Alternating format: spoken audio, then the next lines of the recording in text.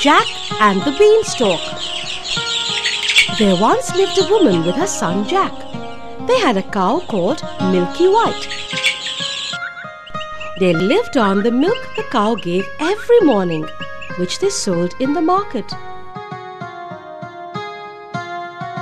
One morning, Milky White gave no milk. "What shall we do now, Mother?" asked Jack. "Oh yes, oh dear, what shall we do? What shall we do?" cried his mother.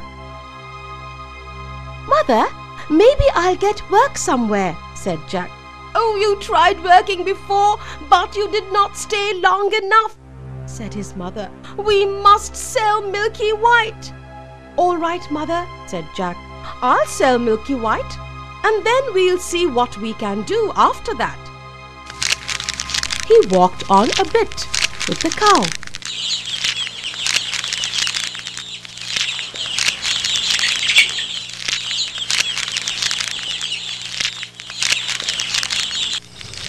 Soon he met a funny-looking old man who said to him, "Oh, good morning, Jack." "Good morning to you," said Jack. "How do you know my name?" The man laughed and said, "Oh, well, Jack, are you off to the market?" "Yes, I'm going to the market to sell our cow there," said Jack. Then the man said something strange. "Oh, I wonder if you know how many beans make 5. 2 in each hand and 1 in your mouth," said Jack quickly. "Oh, you are right," said the man. "And here they are, 5 beans just for you, in exchange for your cow, of course." "Are you joking with me? A cow for 5 beans?" said Jack. "Ah, these are magic beans," said the man. "Plant them overnight and by morning they grow right up to the sky." "Really?" said Jack. "Yes, that is so," said the man. "Well, you can have your cow back if this does not happen." "Right," said Jack, and took the beans. He headed off home without Milky White.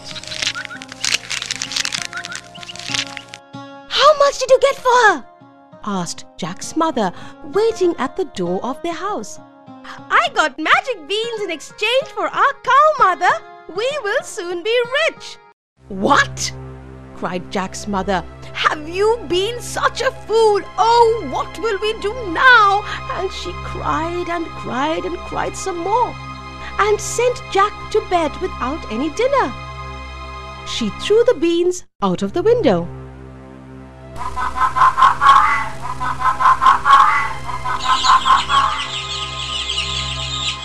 When Jack woke up the next morning, he looked out the window. Why, the beans his mother had thrown out of the window into the garden had sprung up into a big beanstalk, which went up and up and up.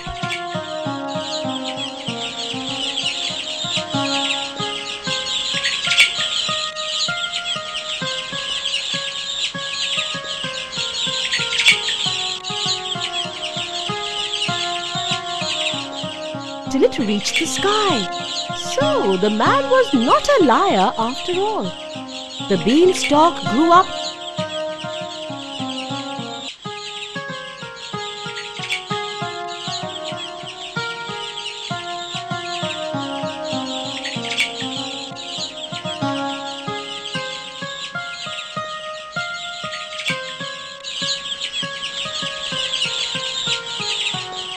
quite close past Jack's window. So Jack opened the window, jumped onto the beanstalk. Jack climbed and he climbed and he climbed, till at last he reached the sky. And when he got there, he found a long, winding road going somewhere.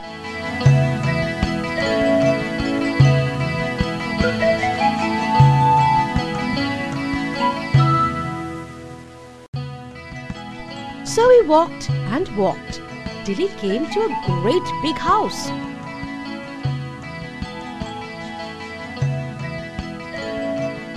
On the doorstep there stood a great big tall woman. "Good morning," said Jack politely. "Could you be so kind as to give me some breakfast, for I am very hungry." "It's breakfast you want, is it?" said the great big tall woman. "It's breakfast you'll be if you don't run away from here. My master is a mean giant, and there's nothing he likes better than boys roasted on toast. So run away now. He'll soon be coming." "Oh, please do give me something to eat. I've had nothing to eat since yesterday morning," said Jack, "or I will die of hunger." Well, the great big tall woman was nice, not mean. So she took Jack into the kitchen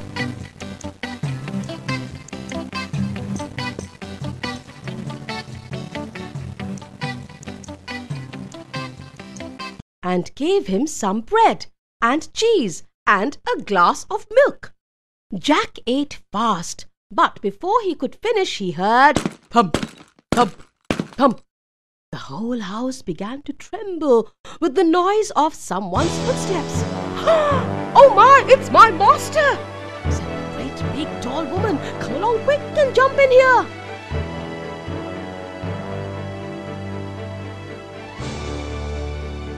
And she pushed Jack into the oven just as the giant came into the kitchen.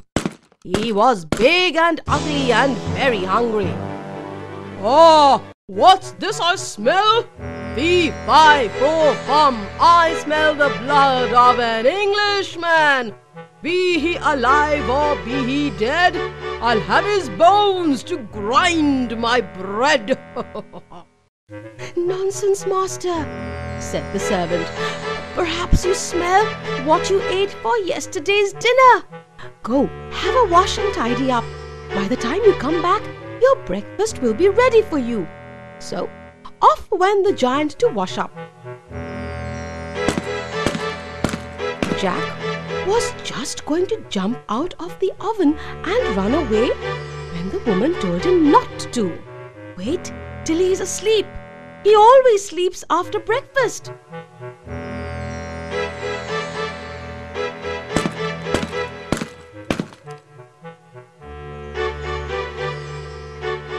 Well, the giant ate his breakfast. And after that he took out a couple of bags of gold from a huge box. Sitting down on a chair, he started to count. Oh, so many gold coins.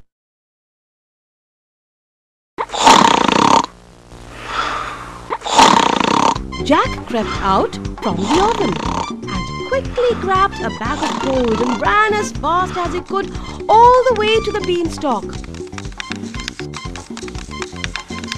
He threw down the bag of gold.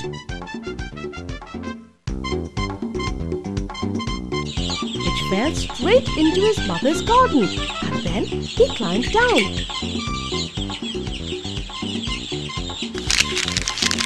At last he was home. He told his mother what had happened and showed her the gold and said, "Well, mother, wasn't I right about the beans? They are really magical, you see." They lived on the bag of gold for some time, but at last they came to the end of it.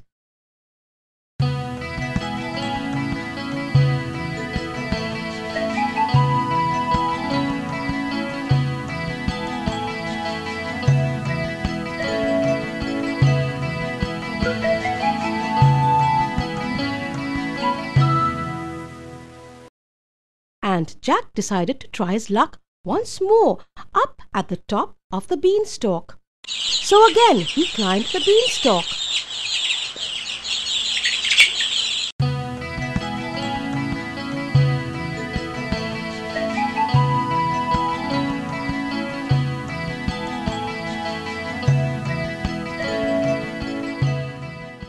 There, sure enough, was the great big tall woman standing on the doorstep. "Good morning, said Jack. Could you please give me something to eat? Go away, boy, said the big, tall woman, or else my master will eat you up for breakfast. Oh, but aren't you the boy who came here once before? Do you know, that very day my master missed one of his bags of gold? Really? Said Jack. I do not know about any bag of gold, but I'm very hungry. Please give me something to eat. Well, the big, tall woman was nice and kind.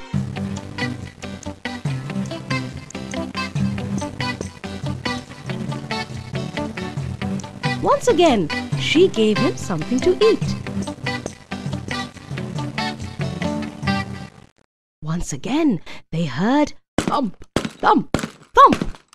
They heard the giant's footstep, and Jack hid in the oven. All happened as it did before. In came the giant, as he did before, and said, "Fee, fi, fo, fum."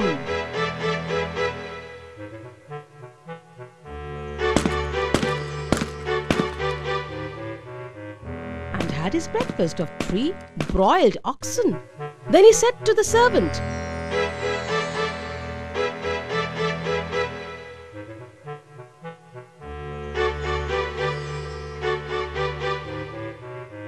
"Bring me the hen that lays golden eggs." So she brought it, and the giant said, "Lay!" And it laid an egg all of gold. Then the giant fell asleep. Jack quickly stole the hen.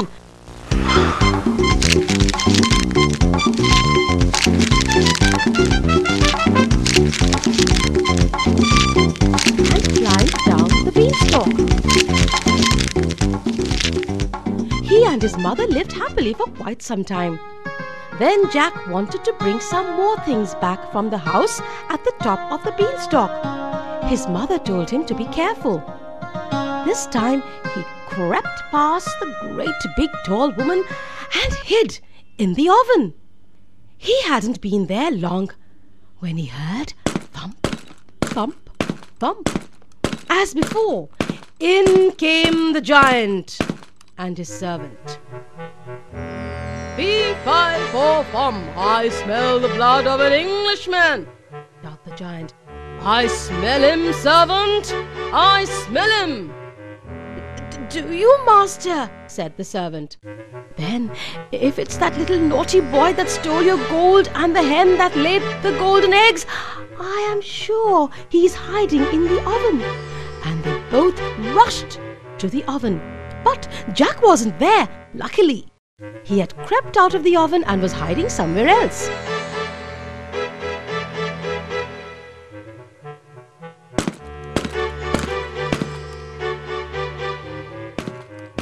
So the giant sat down to eat his breakfast. After breakfast was over, the giant asked the servant to bring the golden harp. So she brought it and put it on the table before him. Then he said, "Sing!" And the golden harp sang beautifully, and it went on singing till the giant fell asleep. Then Jack crept out of his hiding place.